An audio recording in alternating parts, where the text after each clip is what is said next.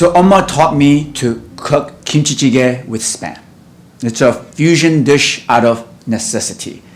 Salty pork fat complements the peppery stew, but spam was cheaper for our immigrant family. She transubstantiated what we can afford to flesh and blood, so we wouldn't be familiar with hunger. Eomma worked 2 jobs. My youngest brother took out family photos from an old shoebox, believing he could make her return for dinner if he just remembered how she smiled. Late and tired, Eomma still cooked the jjigae. She could whip it up in minutes. And when it rained, it was sunshine. When it stormed, it was anchor. Ooh, and the gleaming tofu went right down to your soul. She says, get the sourest kimchi from the fridge when I ask her for the instructions as I try to recreate her Eucharistic magic for my kids.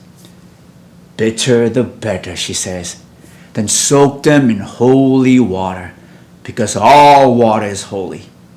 Mix in some onion tears that overwhelm you out of nowhere, because empathy doesn't require understanding. Sprinkle some peppery stories of a grandma, her journey from Manchuria to Incheon, avoiding bullets, shrapnel, and tigers. Then stir those stories, those earthy nutrients.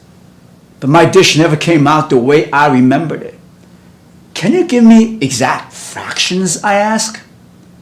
Eomma says, that is not the purpose of cooking, making the exact same dish.